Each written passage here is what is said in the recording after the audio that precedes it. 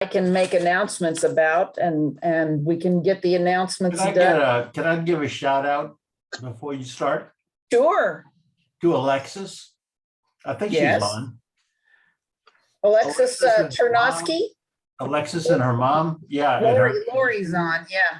Those Bluebird boxes are exceptional. They look great. Thanks, Chris. Yeah, they look fantastic. For those of you who are wondering where those are, that's at the Chisholm Trail Community Park in Southwest Fort Worth. Yep, soon to be mostly parking lot and soccer fields, unfortunately, but that's the way it goes. Hopefully we'll learn more about that tonight. Maybe. Right. Yeah. I saw the plan. It doesn't look hopeful. Oh. Yes, I have a question. This is Holly. I was there this week a couple of times, and I thought that was supposed to be under some kind of conservation easement. Yeah, right. Yeah. Well, if you look at the plan that has been approved by the voters, unfortunately, they're adding another soccer field. They're expanding the parking lot, and I don't know. They said something about a group shelter, which I don't know what that is, but. That may be like another meeting place or something. There's a native prairie going to be left is about the size of a postage stamp. So, I think we're going to have to look somewhere else if we're going to get any kind of a park that has significant acreage devoted to nothing but nature. Yeah, I agree. There may be one south of town. I'm going to ask Mr. Williams. Councilman, yeah. Yeah, and Michelle is on also. She may know the name of that property that was just purchased by the city. Yeah, made into a park, actually. Yes, it's Rock Creek Ranch Park, and it's about 270 acres. And has some really amazing prairie on it, for sure. How much of it's going to be skate park and swimming pools? Well, you know what? That is subject to public meetings during the master planning process, which will probably take place in 2026. 2026? Yeah, so it's been reserved. So we got plenty of time to enjoy the nature. Yeah, and plenty of time for residents of Fort Worth to pipe in on the where can we get a plot plan of that property and the most recent I don't know what you'd call it, I guess, plans for it? So right now there are no plans for it. It's a reserve park, so it was purchased by the city, the Parks Department and Open Space combined funding. And there isn't a plan right now. It's a reserve park, so it will stay in its state, the state that it's in. And then during the master planning process, which again is probably going to be in 2026, that's when the public will be able to give input on, what do you want to see? I'd like to get a copy of the plot plan that actually defines the boundaries of that property. Oh, are you asking how you get that? Right now we have surveyors out there. So it was surveyed for the purchase, but we had city surveyors go out so that we can clearly delineate the boundary. Okay, well, it's actually very close to Mustang Creek Park, right? Which is a Corps of Engineers park. Yeah, Corps of Engineers, they basically own all the property that's, shoreline of the lake. Right. And this park will connect to Corps of Engineers. I mean, it's adjacent to Corps of Engineers. It's going to be adjacent, right. So I think that's a really good piece of property. I just hope we don't screw it up. Chris, if you want to go out and visit, Sam has posted in chat that park will be a spot for the City Nature Challenge, and that he's going to work on scheduling that. Sam, is that what you meant, or did you mean Chisholm Trail Park? No, I meant the new park, that new purchase park. So cool. That'll be per permission with the Parks Department, so you can work with the Parks Department to do that. Right now it's not generally open to the public because we're still getting it prepared. So anything like that would have to be with city staff or by permission. You can see my little fly legs going. I've been known to trespass. Oh, don't say that to me where Michelle can hear that, because she needs plausible deniability. All right, Sam, I think we Yeah, ought to you be want able to to, see, I think we ought to be able to see your hair. I really do.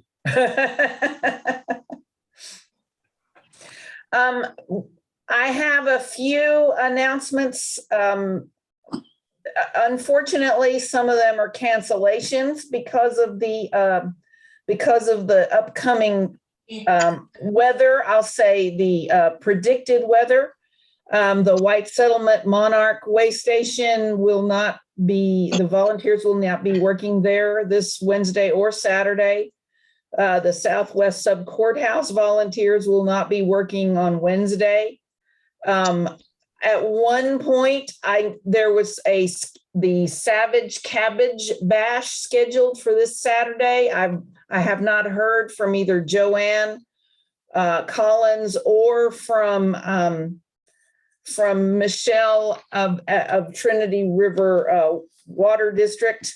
I have not heard from them, but the weather, I think, is supposed to be a low of 34 and a high of 46. And if that's still on, we'll get some information to you. But I haven't heard anything.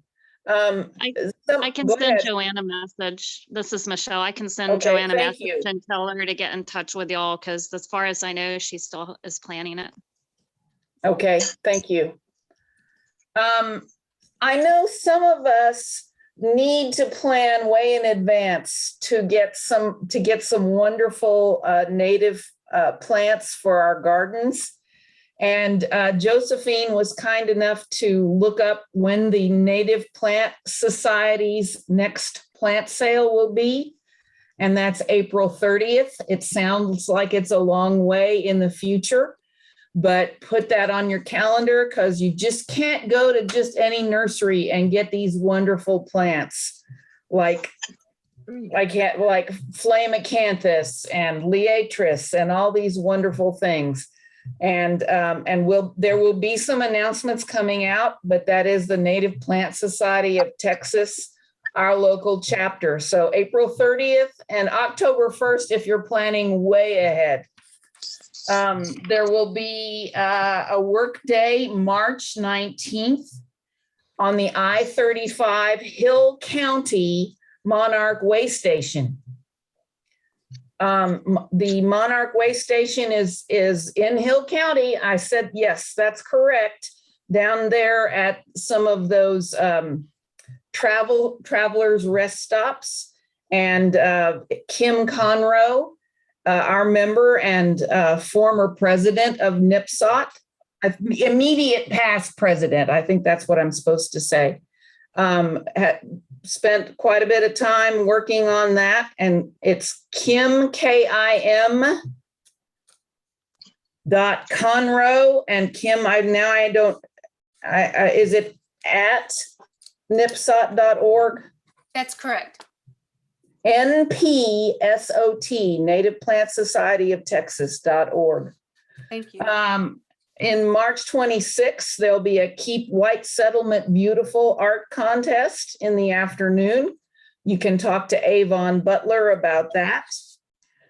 Coming very soon, a NIPSOT, I'll say that again for those of you who, it's not a real word, I'll read the words. Native Plant Society of Texas.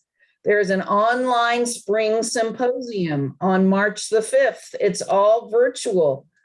You can register for that and get advanced training hours for that. And the registration would be at npsot.org.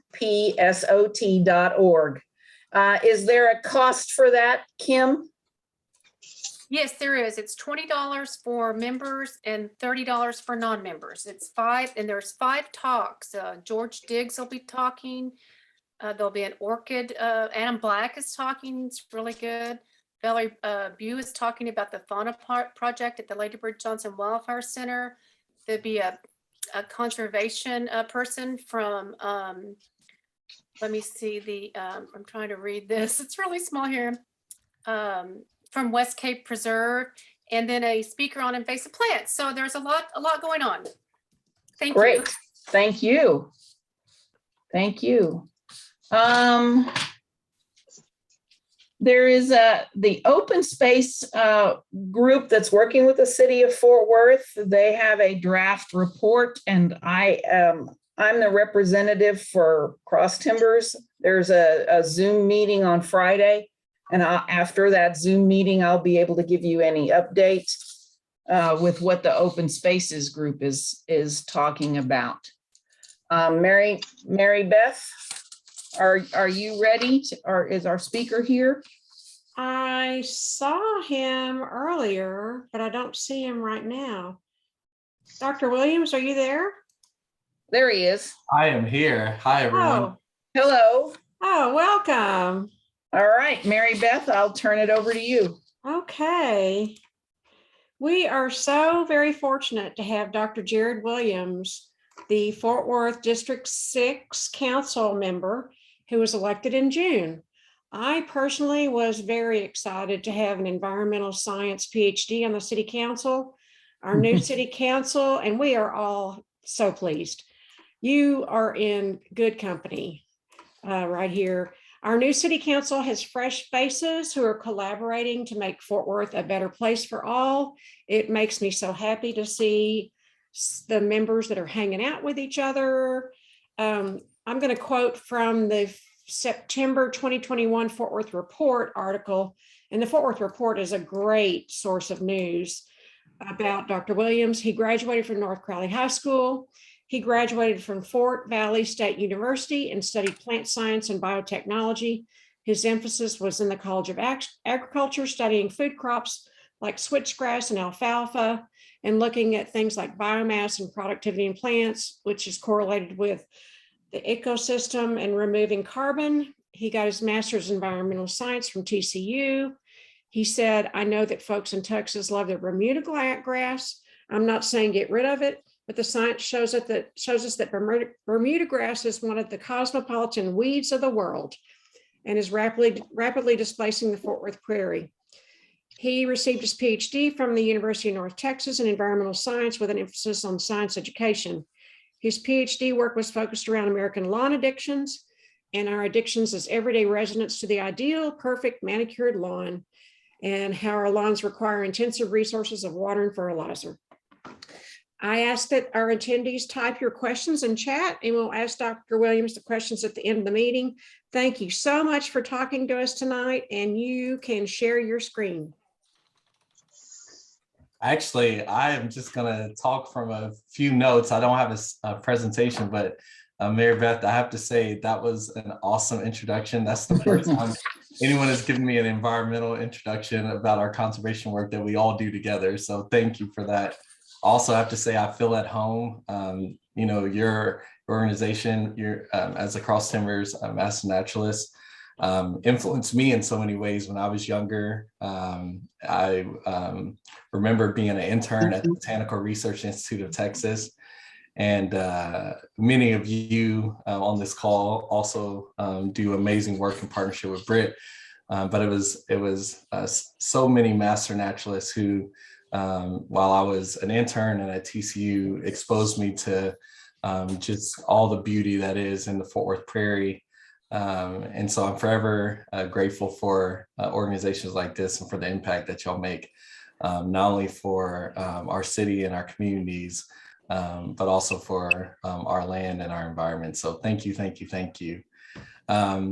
Today's goal is just to kind of give y'all an update really about our efforts from my council office and the city in some cases to really promote land conservation. And so we'll kind of share some highlights with you. And then I want to leave some room for questions too. And so I know some of y'all are interested in a couple of particular items. So hopefully we'll leave time for that to dive deeper into that. So that sounds good. I'll dive in.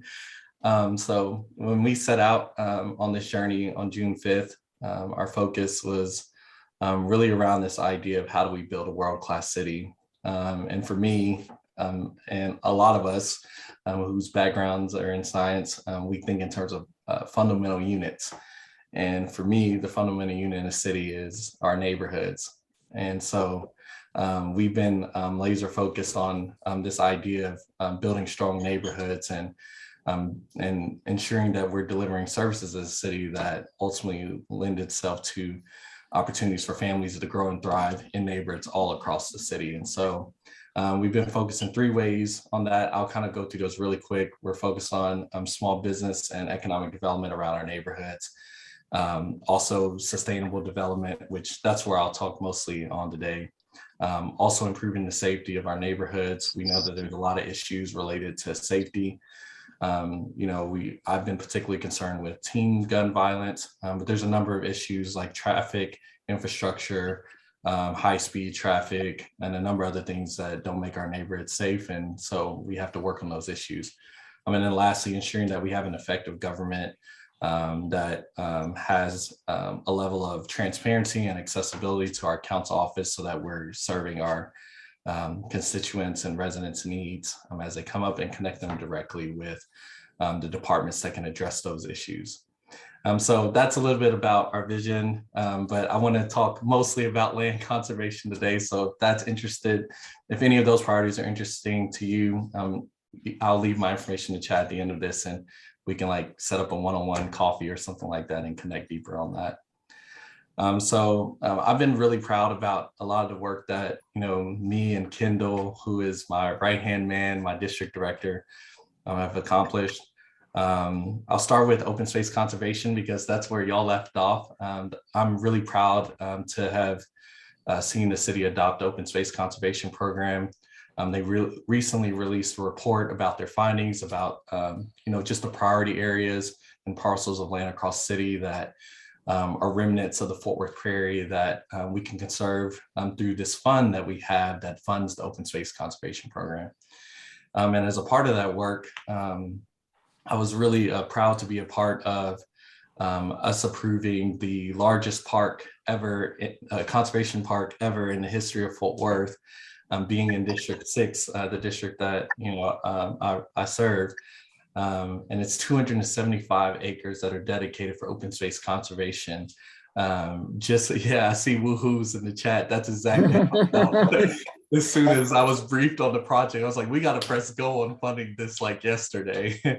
It's called Rock Creek Park, and it's adjacent to Benbrook Lake next to the Army Corps of Engineers. Some of you may know Jared Manos, who is also working with the Corps of Engineers on prairie restoration and conservation, and his lot is adjacent to that. Many of you on this call probably were a part of the early discussions and the carrying the baton across the finish line. So exactly, no more football courts. Now we'll say there will be a few acres dedicated to traditional park space, but the bulk of this land, about 230 acres, will be dedicated for open space conservation. So trails, bird watching. For me, I love grass IDing. So some of y'all may love grasses just as much as I do, and it'll be a beautiful space for that. That project is so important, but we also recognize there's so many other spaces and places of the remnant Fort Worth Prairie that exists within Fort Worth. And so recognizing that, me and my colleagues on council, we placed for the voters' consideration of $15 million in this bond program dedicated to fund the open space conservation program to acquire additional parcels of land for conservation all throughout the city. And so our work has only begun, and we definitely need your help. If this is something that you can support, please consider voting to, voting in support of that bond. It's really important to open space conservation. So that's a little bit about the work. I'm looking forward to being able to do more with the open space conservation team. And hopefully we can secure some more open space conservation areas in District 6. So the second thing I wanted to update you on is, I understand that, as the 12th largest city, we're growing really, really fast.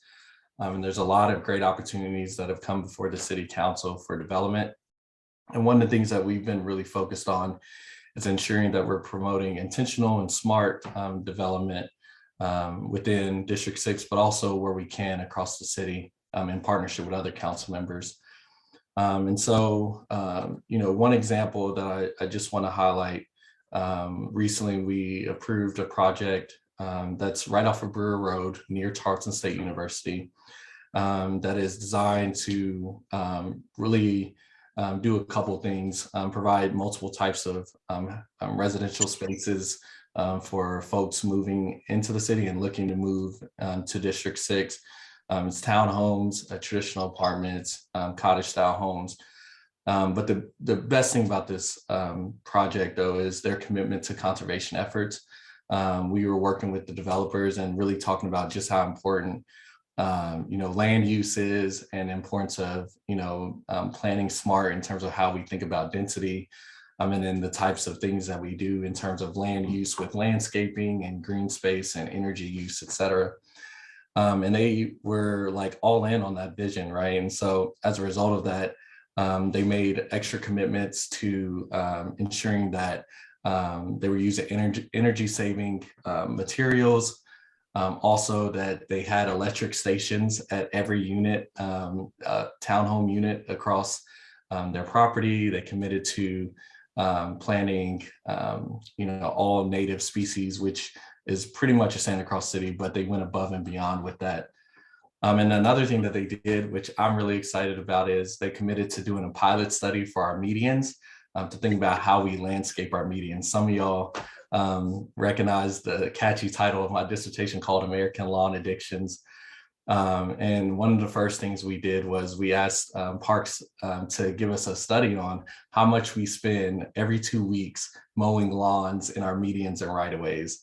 I mean, you would be surprised to know that we spent $87,000 every 2 weeks just to mow our green space in the medians. And we know Bermuda grass doesn't capture carbon and isn't as productive as our tall grasses, right? And so, they committed to initiating the first median pilot study of helping us rethink about how we look at medians as a marginalized space in our ecosystem that can be native pocket prairies all across the city, right? That we don't have to mow and spend $87,000 every 2 weeks on. And so it's those kind of development projects and working with developers that, I think is really important to how we grow the city, but how we do it in a way that's sustainable and intentional, and that conserves our land as we're growing. And so I think that the other thing that's important to note is that in partnering with developers, we also recognize that as development comes in, that there's infrastructure needs. And so one of the things we've been really intentional about is making sure that we're partnering with our developers on the front end to bring the proper level of infrastructure to our revitalized areas and also our newly developed areas to ensure that we're also meeting the demands of our residents as they live in those neighborhoods. So that's a little bit about both our work with development and also our work within medians. The next thing I want to highlight is our work with litter abatement. Some of y'all may have seen the exciting news of the city of Fort Worth and City Council approving the water wheels in the Trinity River. The water wheels are designed to basically capture litter out of the Trinity River. It's functional, yes, and also it's educational in the sense of increasing the importance and awareness of the impact of litter as it navigates through our watersheds and as it gets into our water resources, and the extreme costs on the environment and also on our water treatment to remove those materials out of our water resources. And so our focus has really been on supporting initiatives like that. And also, I think it's this Saturday, I'm losing track of my calendar, but we have our first litter day with Dr. J. My wife named it that. So in case y'all are wondering, you could credit her for the branding of it. But the idea is to get our neighbors together to build relationships and community, and also to keep Fort Worth beautiful where we can by cleaning up target neighborhoods. And so we'll do that every first Saturday of the month when it's not cold or raining. And the idea is that residents will submit locations that they would like to clean. We'll add them to the calendar, and then we'll bring all the supplies. So if you're interested in that, our first one is going to be on Risinger Road in Southwest Fort Worth. We're going to be partnering with Keep Fort Worth Beautiful, and all you have to do is just join us, and you don't have to bring any materials. We have all that covered. The next, and I have 2 left for today, but the last, second to last, we've been working really hard on an operational policy for how we manage the impacts of egret migratory seasons. I know some of y'all are nodding your heads with the egrets. You probably have a deep relationship with them. I will share the dates. Mary Beth, I know someone was asking about when and where this litter event is, so I'll share that after. I'm sorry, that's my puppies too, y'all. But yeah, so day one, we were right in the middle of like egret nesting and roosting season, and we were getting hundreds of calls about the impacts of their nesting in neighborhoods and in commercial areas. We recognize that Fort Worth is an important stop along their migratory path, and sometimes they happen to stop in neighborhoods and commercial areas. And one particular incident was really troubling. One resident, elderly lady, had over 150 egrets nesting in one tree in her front yard, completely damaged her roof, her yard, her sidewalk.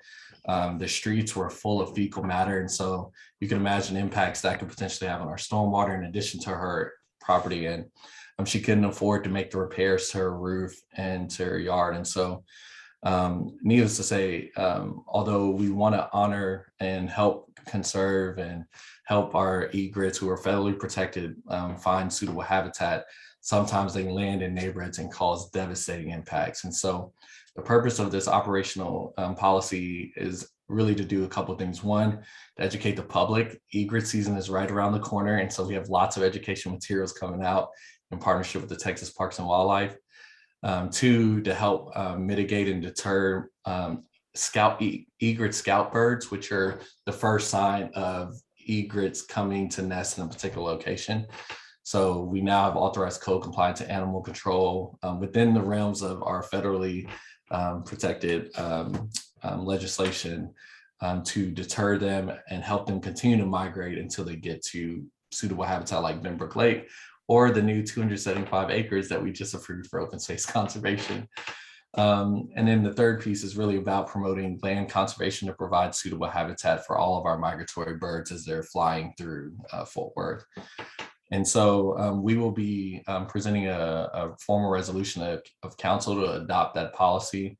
But we also recognize that that's not the end of navigating and mitigating the impacts of the migratory birds.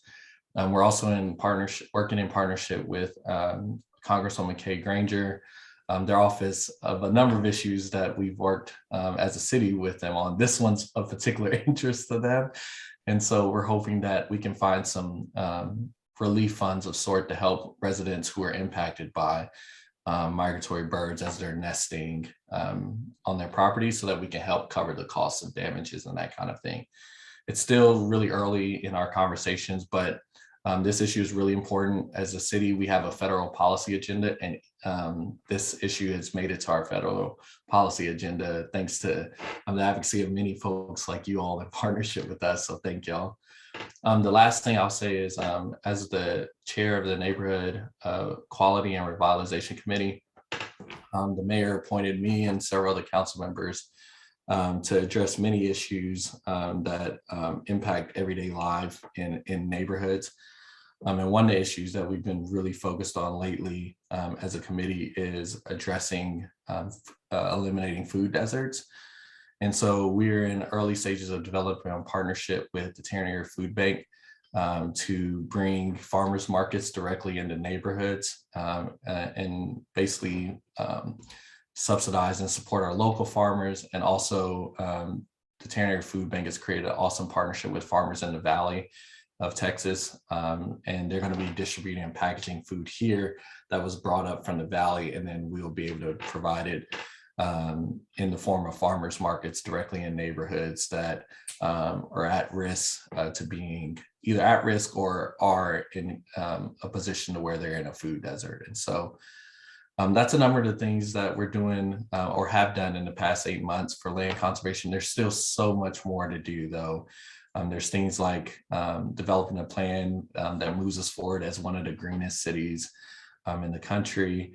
There's still work around ensuring that we provide excellent water resources and that our grid is secure in terms of energy delivery. And I would also argue that the energy must be diverse so that in issues of crisis that we're not relying on a single energy source. And then also working on issues such as cancer mitigation related to our firefighters. They're exposed to chemical fires and chemicals that they use to put out fires that also lead to higher risk of cancer. And so we're also focused on addressing that issue as well through developing and expanding our cancer mitigation fund. So that's a little bit about our work with land conservation. There's so many issues that are probably important to each of you as well. And if there's one that you would like to learn more about, or if you have ideas, we take any and all ideas and work with you and others in our great city to try to make them into a reality. So please, please, please engage with our office. We're only as good as you all. And so this is all of our seats. So let's make the change that we want to see together. So thank y'all again for the space and the time. And I'd be happy to answer any questions.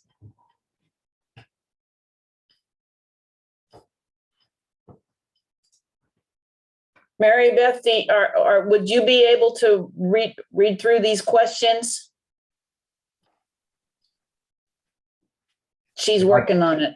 If I I can see use her a working. millennial term, the chat There we was go. lit I'm sorry, I was tonight. on mute. Oh, yeah. We have a question on the plans for Chisholm Trail Park, and what does it mean that it is getting developed? Yes, so long ago, there was plans for an auditorium to be on that property. That is no longer in the plans. In fact, Crowley ISD has partnered with the Ryan Family YMCA to develop an auditorium center there. And we're looking to join that public-private partnership to expand the community pool, to make improvements at the park just adjacent to that. I believe it's Meadows Park. And also to ensure that no kid has to pay to enjoy those services. I don't know if some of y'all saw that, but just recently I made a budget amendment to ensure that no kid would have to pay a membership fee to be in a safe space like a community center. And so as of January 1st, they're no longer having to pay membership fees.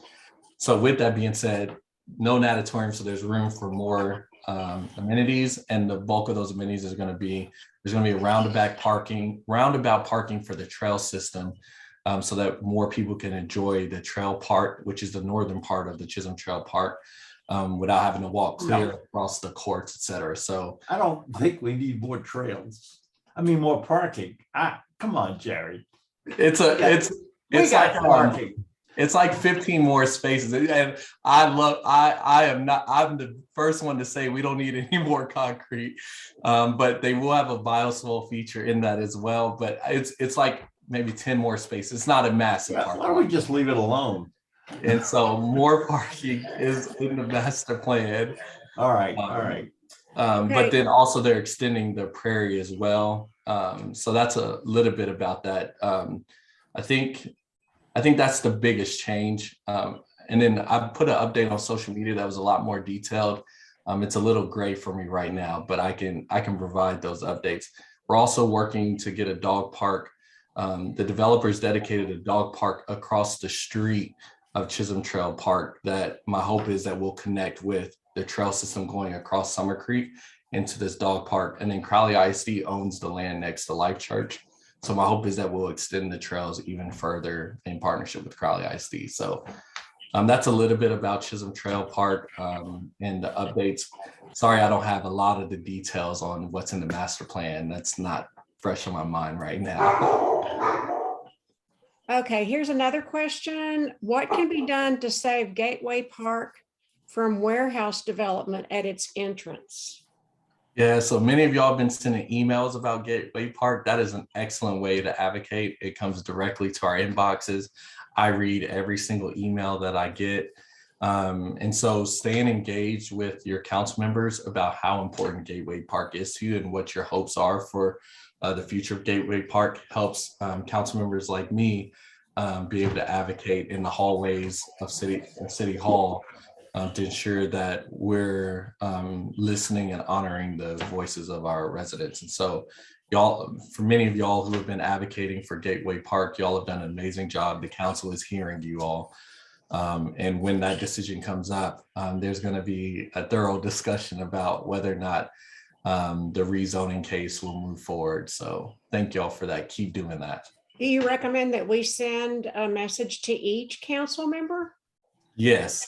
So Okay. sending it to each council member, the mayor, sometimes it's helpful to also include the staff, like the mayor's staff, because they're our staff help keep us on the straight and narrow. And so including the staff is always a good thing as well. Sometimes the staff are telling us what to do and we haven't quite convinced ourselves that's the right direction. So giving the staff emails helps them do their job even better. So Okay, good. and then on the day of speaking at the council meeting would be good. Okay. As a person who is responsible for making sure the chapter follows all the rules, by all means, send emails, go to the meetings and so forth. But remember that as a chapter of Texas Master Naturalists, we can't identify that our group is doing that. So as individuals, or if you're in another group, a small group of, or you can say a group of us are naturalists who, but just please do not say master naturalists. I'm done, thanks. Thank you. Here's a general question. Does open space conservation mean it is permanently locked in for conservation and future city government can't turn it into a golf course?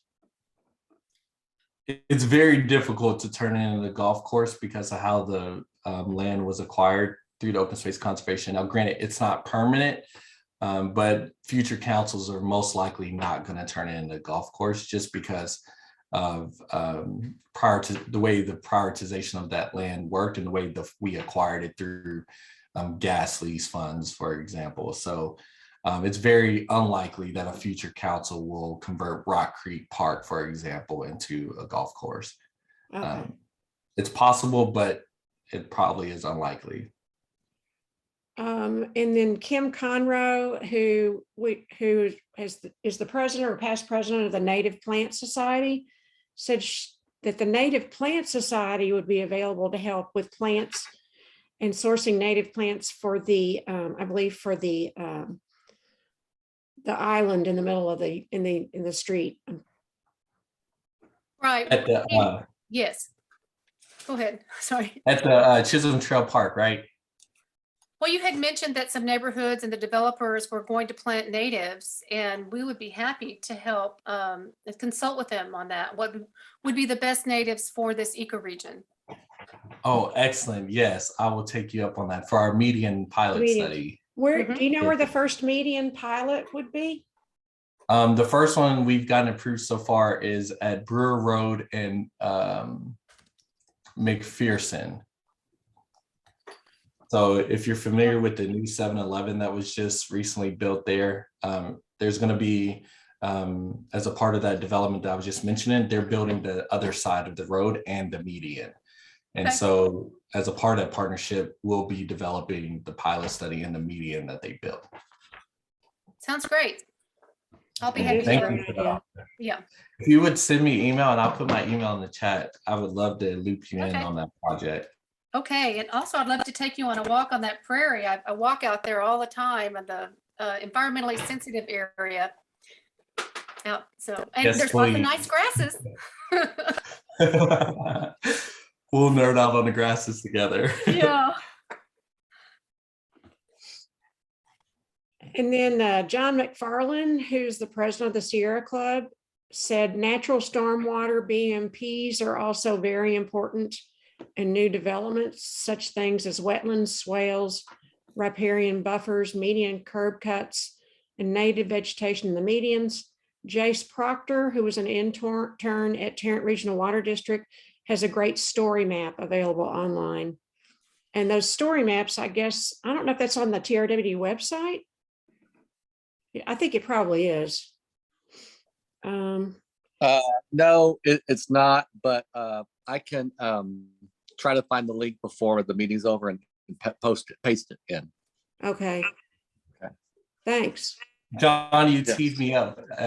Many of y'all may not know, but I studied bioswales for a master's, and my doctor was all on green infrastructure. So we have a new library coming to District 6, right off Risinger Road. And as a part of that project, I was able to secure funding for bioswales being in that parking lot as a demonstration for developers. So, John, you're speaking my love language. And then Christopher, you're asking about the updates on the plan. They are completing the 2018 bond program, the second phase of Chisholm Trail Park, which will include additional funding for preserving the native grassland in the northeastern boundary, and then also making improvements to the playground near the skate park, adding a group shelter, and expanding parking, as I mentioned. So those are the new improvements. Sorry, I didn't have that off front of mind. So we have a question about trees. Can you say something about the Fort Worth tree ordinance? In the past, there was a lot of clear cutting of trees for housing development in areas of Fort Worth close to Arlington. But I guess, do you know about trees and development? I will say that is something that I think we can improve on as a city. I've recently been, actually not recently, back in August, there was a pretty huge case with respects to a pecan orchard. And that spurred internal conversations about how we deal with very large planned developments and their impact on the environment. So that's somewhere where we need to work on as well. So I'm not happy where it is right now and know we have a long ways to go. And so that's one of our priorities that we're going to be working towards. And here's a question about developers using conservation methods to address some of the current practices of covering free space with Bermuda grass or St. Augustine grass. I'm sorry, what's the question again? It was just, what do you think, or what can we do about developers that cover free space with Bermuda or St. Augustine grass? Some of my initial thoughts, and this comes from some of y'all may have known him, Dr. Tony Burgess from TCU. He talked a lot in our environmental issues course about how do you drive interest towards pro-environmental behaviors. And with the development community, I mean, there's a reason why they're planting Bermuda and St. Augustine grass. Part of it's due to our cultural and societal norms, but another part of it is the bottom line. And so one of my earliest thoughts is how do we work with developers better to give them incentives that truly value and create value in the ecosystem services that our native species provide. We provide credits for a number of other things that don't incentivize them, right, to preserve ecosystem services. And I think there's a way that we can do that. This has been something that's been floating in my head for a while that I haven't really moved forward just yet, but I think there's a way that we can incentivize best practices, as John said, in things like stormwater management, energy conservation. And that's what I was alluding to when talking about, I think we have work to do to create a plan that leads us on this path of being a greenest city. Vancouver has a plan. I don't know if y'all have seen that. I guess I don't know if it's self-proclaimed or if they actually won the greenest city in the world, or one of them. But they lay out a plan that is really detailed about how as a city they're moving towards incentivizing developers and city owned properties to really move towards initiatives that help us preserve our ecosystem services and that address climate change. issues around water, issues around energy, et cetera. So I think that's something that as a city, we really need to move forward. I know John is on here and we've worked together in the early stages of my run for council on a climate action plan. And I think that's something that we definitely need to do within this plan. Okay, I have a question. It doesn't have to do with the environment, but why can't we get a grocery store to build a store where there aren't any? There are people that live there that need to spend money and need to buy groceries. Why won't a company build a store there? Yeah, so I think part of it is the company's models for building store is based on like financial models. And in food deserts, typically grocery stores have traditionally thought of those areas as high risk. Right or wrong, I personally think it's wrong, but that's been the barrier. And also the argument has been not enough rooftops, not a high enough median income, or a number of other indicators that they feed in their model for whether or not they would make the initial investment to build a store and to set up shop. So two things we've been working on. One is the farmers market, which is very immediate. And as part of the farmers market, because we're partnering with Tanner Food Bank, they're able to also accept federal programs like a SNAP and a number of other federal benefits. But the second part is we funded the Tanner Food Bank to set up this prototype temporary market that will look and feel just like a grocery store, and it'll be in Stop 6 in the new Stop 6 hub. And the idea of this pilot study is that Food Bank believes that we can provide 5 years worth of like a market until the conditions in the neighborhood, through like work of our committee with the neighborhood committee on revitalization, until we create the conditions to where we can create a thriving community without gentrifying it and displacing residents of the community, so that we can create the economic conditions to where a grocery store could take the same space that we created for the food bank and then set up shop. So we reduce the cost for entry into communities, and also we lowered the risk by improving city streets, infrastructure like traffic lights and street lights and parks, and work with developers to create better housing inventory and that kind of thing. So that's kind of been the barrier, and that's what we're doing to try to address it. We're still very early on because we're a relatively new council who are committed to trying to attack this issue. But I have hope and faith that at some point we won't have food deserts in the city of Fort Worth, but it's going to take all of us rolling up our sleeves to continue to keep it an issue on the forefront and to continue to be innovative about how we address the issue. Someone says, how handicap friendly will the parks be? I think all parks are required to be ADA compliant. Right. If you see places that aren't, that's concerning, and please email me and Kendall, and we will take a deep look into it to see if we can make improvements to specific locations that may not be. Here's a question about, does Fort Worth have plans on having some kind of program like Bee City Campus, like bumblebees? Yeah, Arlington has that. I love that, actually. I was the chair of the We Mean Green Fund at UNT. Some of y'all are Mean Green. And as a part of that, we went through the Bird Campus, Tree Campus, and Bee Campus USA certifications.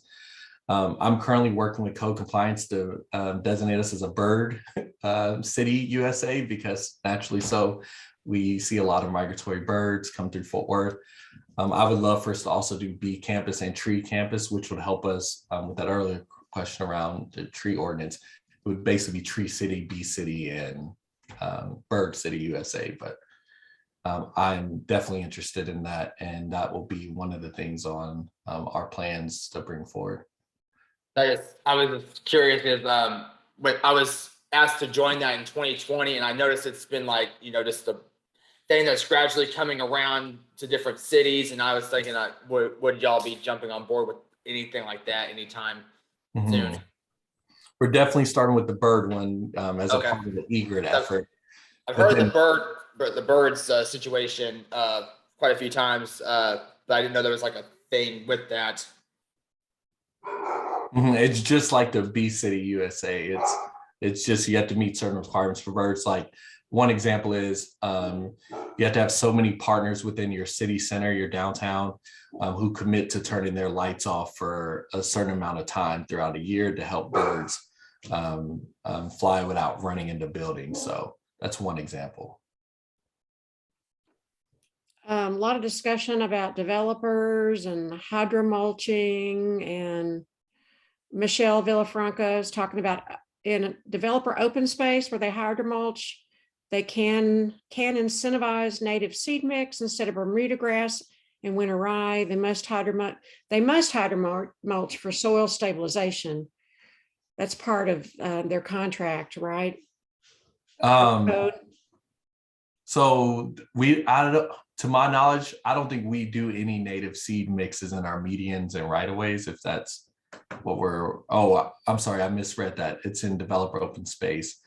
I think it would be interesting to incentivize native seed mix, and yes, they would have to use hydromulching for soil stabilization. So, but they always, like Michelle's absolutely right. Bermuda grass is in abundance. It's usually one of the cheapest, Right. And you can buy it in sod form. Whereas with a lot of the native turf mixes, you have to buy them in seed. I would love I'm sure there's someone out there working on it. If not, this may be a business idea for some of y'all. If we could get some of the native turf grasses mixes in sod form, that may reduce some of the barrier of developers using it. And then any knowledge of the route of future extension of Brewer Boulevard to Farm to Market 1187? So yes, since we've been in office, we have secured public and private funding to carry Brewer Road extended into a 4-lane with a median from Risinger past the 7-Eleven, about 2 miles when Brewer curves that start heading towards the Fort Worth campus of Tarleton. That's where we've stopped in terms of our funding. So we're getting closer and closer. Every development that'll come along Brewer Road, I'm ensuring that the developers make a commitment to fund the other half of the road. The city has already paid to construct Brewer Road, one half of it to Tarleton State. And as Tarleton State, some of y'all know they've just gotten funding for their second and third building. As we continue to develop out around Tarleton State, Brewer Road will ultimately end up at 1187. We're also at where Tarleton State is. We've gotten funding from the North Texas Council of Governments to do an overpass just on the north side of the Tarleton State campus across Chisholm Trail. So lots of good infrastructure coming that way. And as developers come in, we're ensuring that they cost share the development of the road as we continue growing. Again, from John McFarland, are there any plans to strengthen our tree ordinance? There are developers removing mature trees along the river around Clear Fork. We definitely have work to do. Like I said, there was a controversial zoning case where that came up. We've actually been briefed in executive session as well on a number of instances where the tree ordinance that's currently in place wasn't followed.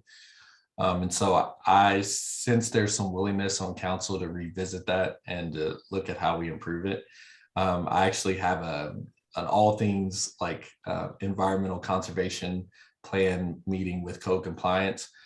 There was a number of tough issues we had to deal with in the first 6 months that didn't allow us to really have that conversation now. And I don't know if the politics on council would have been a great time to present some of those plans. But I think now that we're getting through redistricting and a number of other really tough issues like the bond and the charter, we'll be able to see some traction on things like the tree ordinance and other, I would call them climate action plan items.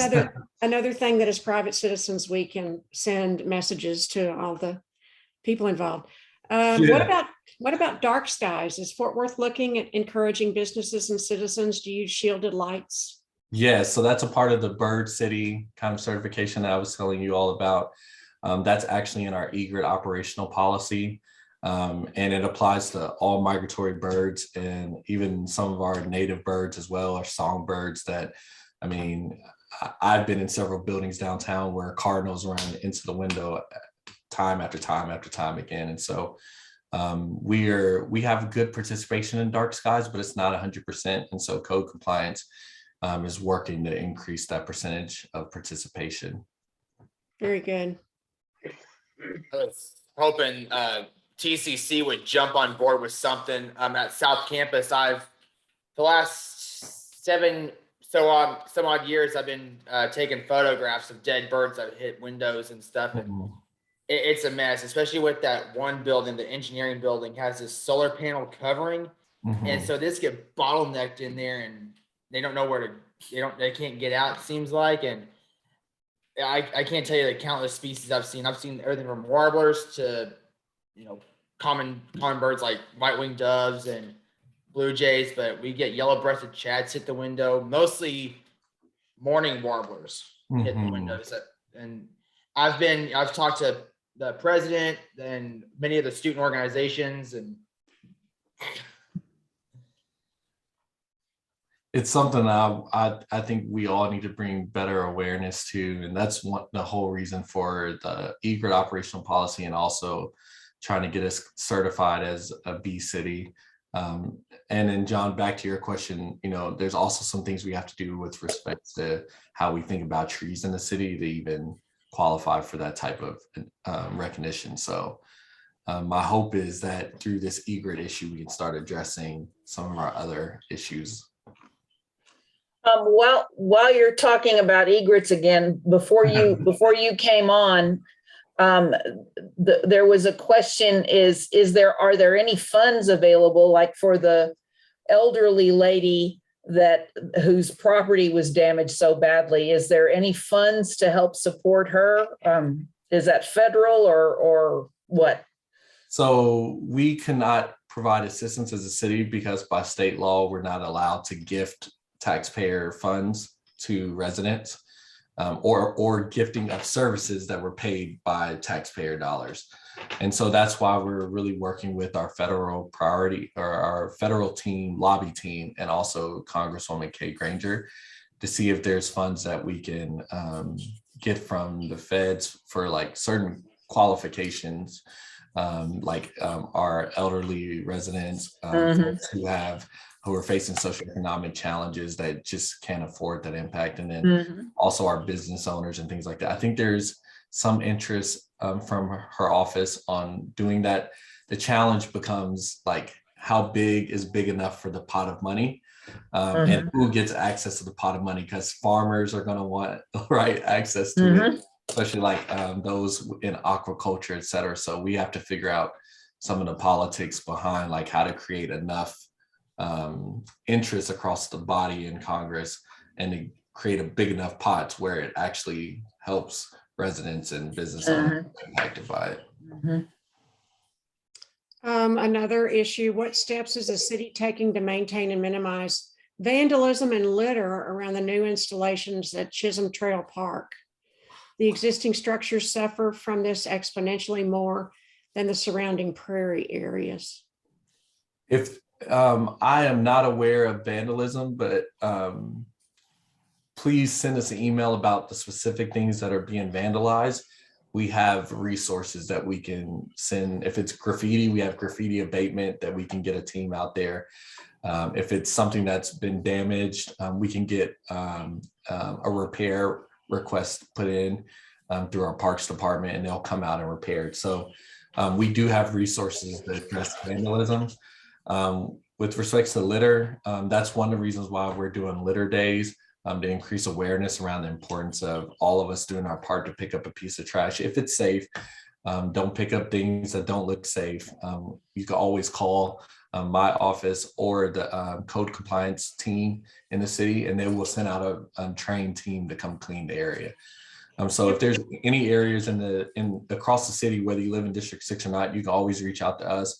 We will notify code compliance, and within a few days, they'll be out there to clean up that area. And where's the best place to see the dates for the litter days? Our social media is Jared Williams TX. that is one of the ways. You can also subscribe to our District 6 newsletter on our website. Okay. We send emails about any and everything that you would love to know about. And so those are one of those things that will be announced by our email. Very good. Newsletter. Okay, Sam Kieschnick wants to ask you a very personal question. Oh, man. You don't have to answer. I'm open book. Why did you want to become a city council person? Oh, that's such a great question. So I think part of it is growing up in Southwest Fort Worth, like one, Fort Worth means a lot, but District 6 means a whole lot to me.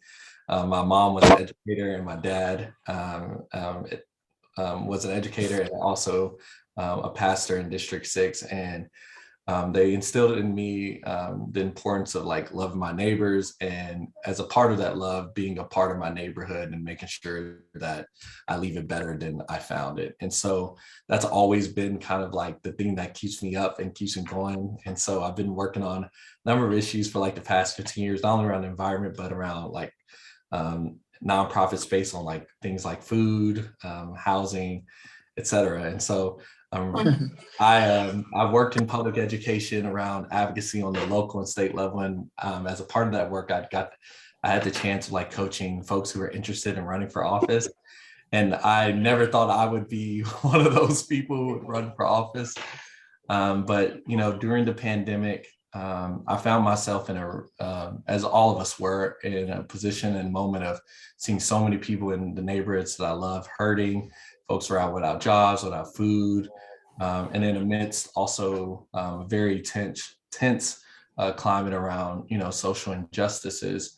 I felt like God had like given me all these beautiful people and life experiences that helped prepare me to be able to do something about that. And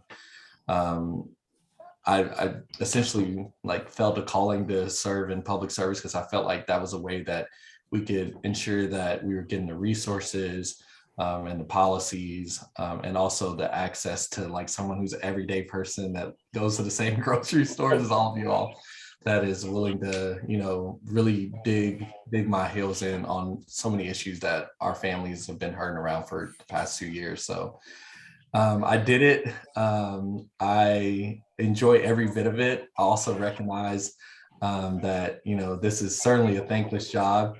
And I am now regretful of pushing so many amazing leaders out there to like do this thing called elected service.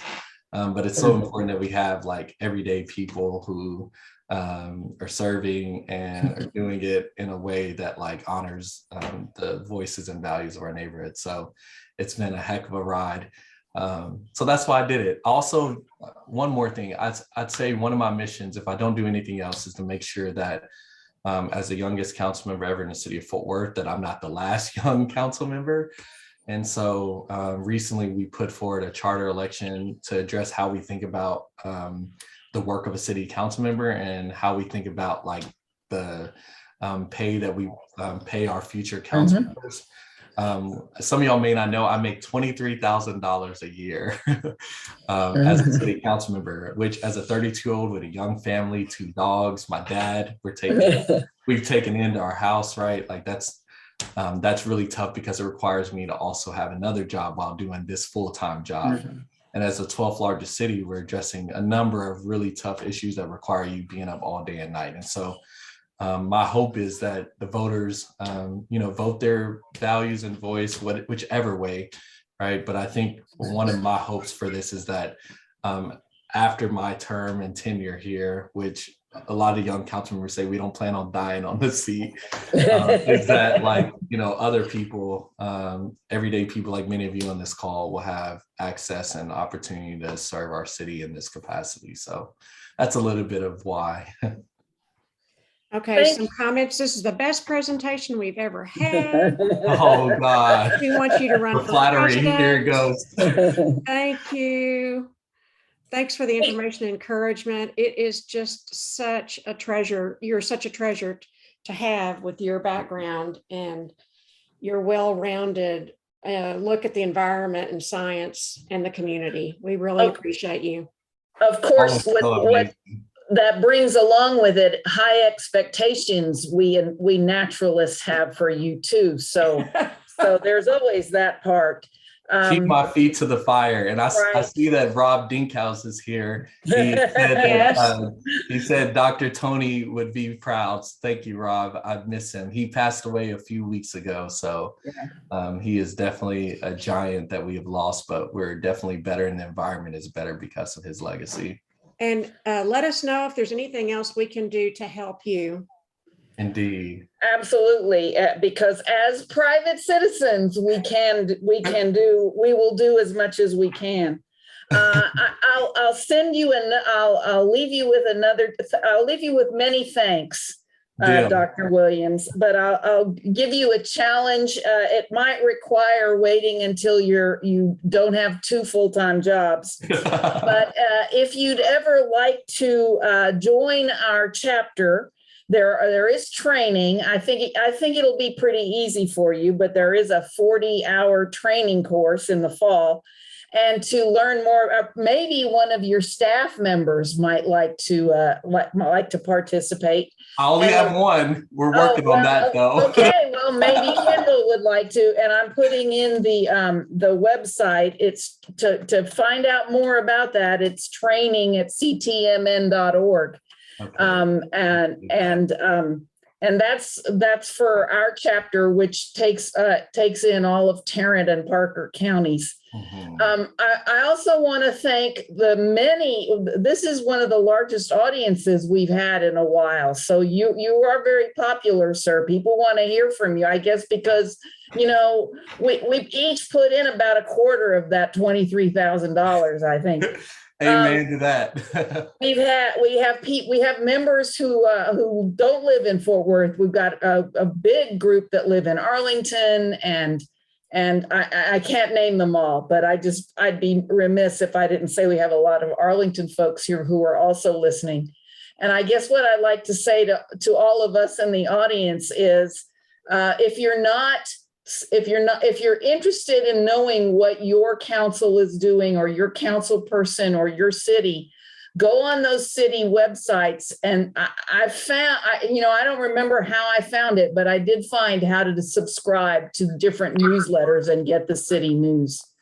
So please do that for whoever is your council person or your city representative. Thank you again very much for your time. You will be hearing from us, and you may be sorry, but as you can see from the questions, we have a lot of interests and want to promote our natural heritage here. So thank you so much for your time. Does anyone?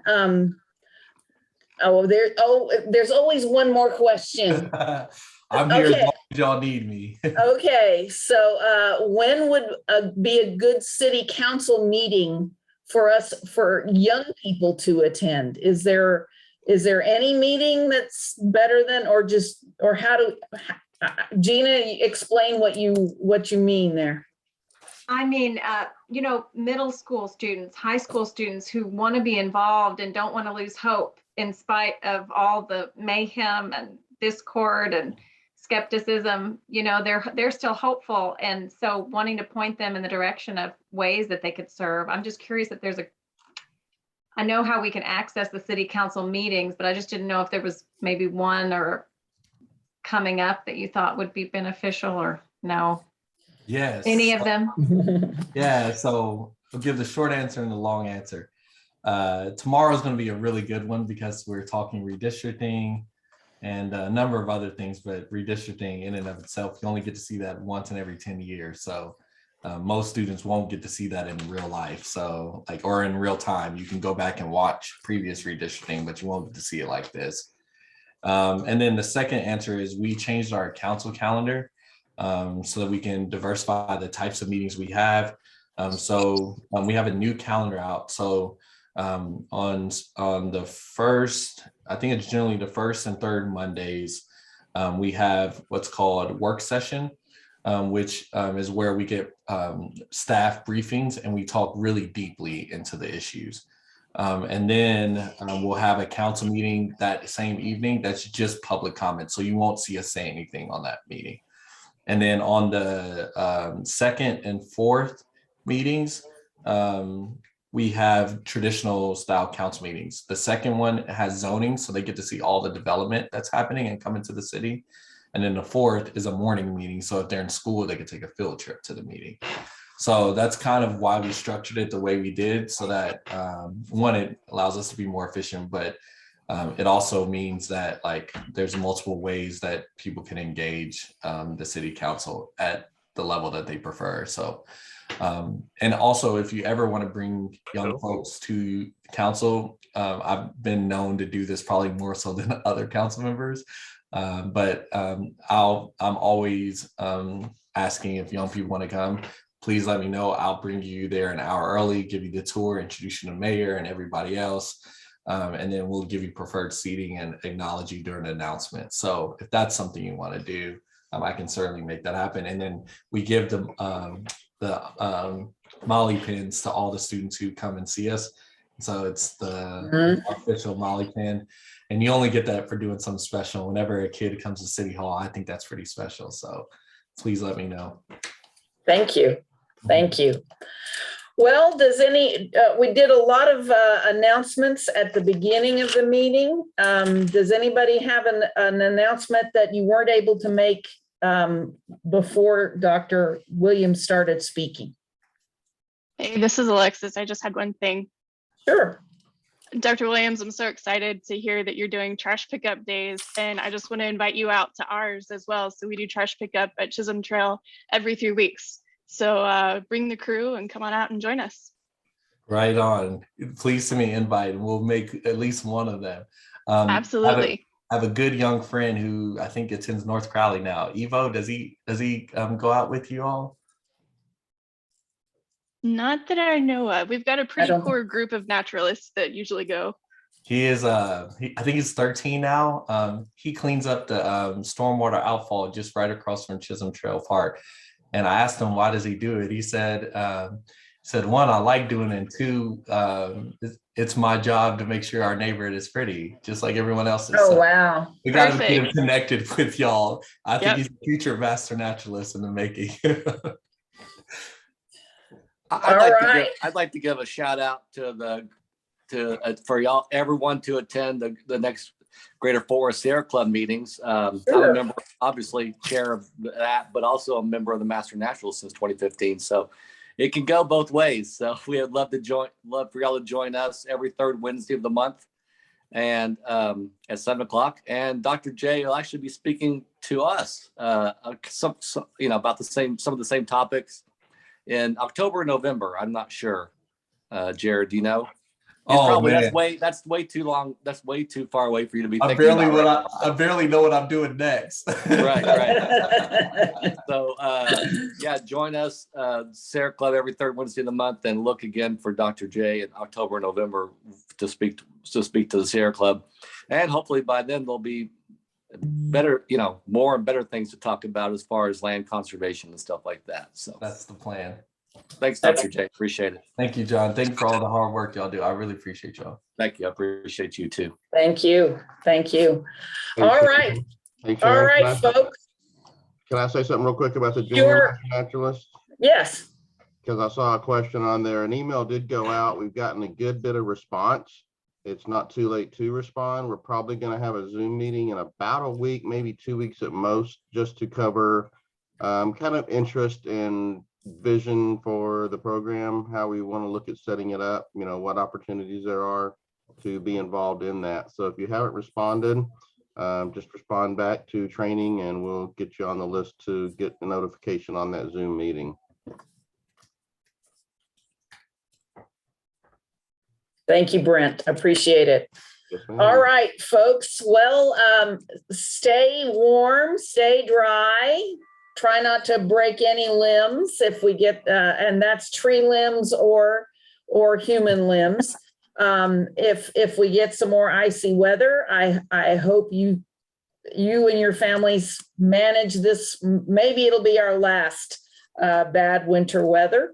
A month from now, on March 21st, our goal is to have an in-person award ceremony for the trainees who've completed certification for milestones, folks that have 100, 250, 500, or 1,000 hours or even more, will be back at the Rose Room at the Fort Worth Botanic Gardens for that event. So we look forward to seeing you all there. Keep your fingers crossed, knock on wood, prayers, whatever. Let's hope that COVID stays down for at least for the rest of the year. That's my hope. Thank you all so much and have a great evening. Thank you, Thanks, Sharon. ma'am. You're welcome. Bye-bye. Thank you. Bye. Bye-bye. Yeah. Let's give him a. Let's give him a big hand. Oh, yeah. Very good. Thank you. Good night, everybody. Good night.